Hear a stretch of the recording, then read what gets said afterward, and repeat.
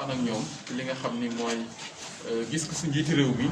ci accompagner wala jàppale ndaw ñi ci mbiru xëy ak emploi mais également ci seen jàppale leen seen financement wu ay projet xam nga Sénégal moom li ñuy wax rek mooy ndaw bu ne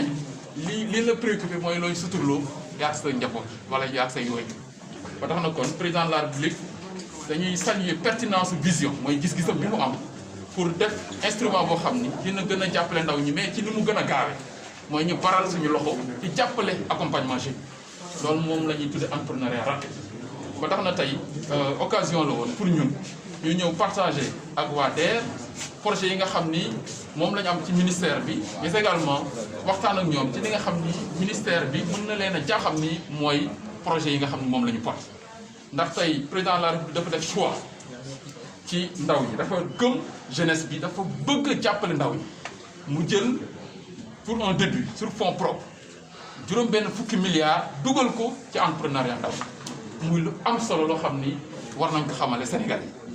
beneen bi mooy tey ay bailleurs ay partenaires au développement wóolu nañu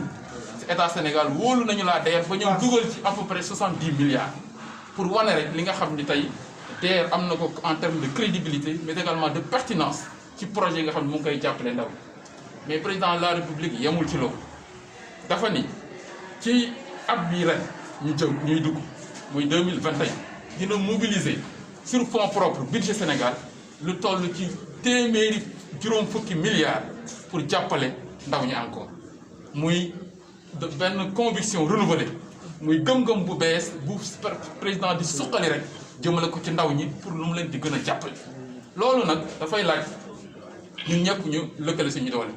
ñun ñëpp ñu joxante loxo gën ko xamal ndaw ñi gën a def promotion boobu wan ndaw ñi ni président bàyyi na leen xel président teg na ay instruments yoo xam ni ku bëgg a suturlu ku bëgg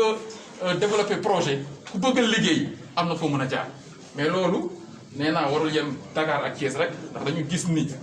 start-up yi mooy société ndaw yi soog a juddu moom la ñuy start-up ci domaine innovation ñoom entre Dakar ak Thiès la ñu ëppee mais dañu war a def noo xam ni Sénégal bi yëpp ñoo koy yëg Sénégal bi yëpp ñoo ci mën a bénéficier wu bien que la DER xam nañu déployé nañ sur l' ensemble du territoire beneen bi mooy ñu waxtaan ak ñoom ci nan la ñuy def ba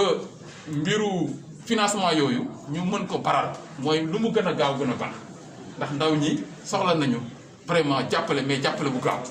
kon ci loolu war nañu utiliser xarala yu bees te ñoom gis nañ plateforme yi ñu def en place pour que ndaw fu mu ne ci Sénégal mën a connecté wu mën a déposer donc sa demande mën na ñu jàppale même ci formalisation mooy nga am këyit am registre de commerce am NINEA mais également soo bëggee ubbi compte bancaire ak financement nga jot ko en ligne nga commencé say activité loolu yëpp lu am solo la mais donc kon war nañu ñun xool nan la ñuy def ak ministère bi ñun projet ñu porté ñu partagé ko ak waa DER ñu xamal ko waa Sénégal ñëpp donc ci loolu donc signé nañu convention boo xam ne moo ñuy permettre ñu lëkkale suñuy doole lëkkale suñuy intelligence xool ensemble nan la ñuy porter vision chef de l'État pour que jëmale ko ci ndaw ñi bokk kook ndaw ñi partagé kook ñoom ñu xam fan la ñu mën a jaar suñu bëggee financement bañ farañ koy jote mais suñu jotee financement ba pare nan lañ leen di accompagner pour que financement yooyu également mën a dund bu yàgg ndax li ñu seetlu am na start-up wala jeunes yu bëri dañ leen di financer suñu demee tuuti rek xaw a am gàllankoor donc te loolu dafa jaadu xool nan lañ leen di former mais également suivre leen donc point yooyu yëpp mooy yi ñu waxtaanee mais nee naa aussi nañu profité ci xarala yu bees comme ni ma ko waxee même page Facebook ku ko am bëgg financement mën nga fa jaar pour am financement ku am WhatsApp par WhatsApp mën nga fa jaar pour am financement mais également ñu ngi travailler ak les opérateurs pour am benn plateforme boo xam ni du sax jar ngay am connexion internet pour yónnee sa demande nga xam ni plateforme la boo xam ne ku amul sax internet ku amul crédit bëgg a yónnee connexion bëgg a yónnee sa demande war nga ko mën a envoyer ñu jot ko ci plateforme loolu lépp mën nañ ci wax ak opérateurs yi c'est un projet bu ñuy développer pour que ndaw fu mu nekk ci Sénégal fu mu nekk ak lu mu bëgg comme financement accompagnement mën ko mën a bénéficier wu donc tey par le numérique ak la DER tey DER ci début bi 3 milliards la amoon pour mbiru numérique ci 30 yi mu njëkk a jot 3 milliards la ci amoon tey dem na ba mobiliser 15 milliards ci li nga xam ni mooy enveloppe muy enveloppe bu am solo boo xam ni jox nañ ko wàllu numérique mooy domaine boo xam comme neen ko xamee c'est un domaine d'avenir domaine la bu xam dafa dynamique mais également ni mu dynamique noonu la ñu war a aussi barale pour que financement yi gaaw ba tax na kon dama ni le délégué général ñu travaille ak suñu équipe yi pour que projet bi ñu déposé mu ci traitement bi mu nekk entre fukki fan ak juróom ak benn weer maximum pour que nit ki jot financement kon loolu day demander expertise yi ñu yor pour analyser dossier yi pour traiter ko ñu boole lëkkale suñu doole pour loolu mun a mun a am ba tax na kon ci loolu vraiment waxtaan nañu ba ni dañuy def benn équipe boo xam ne suñ ñaari ministères yi mooy ministère économie numérique ak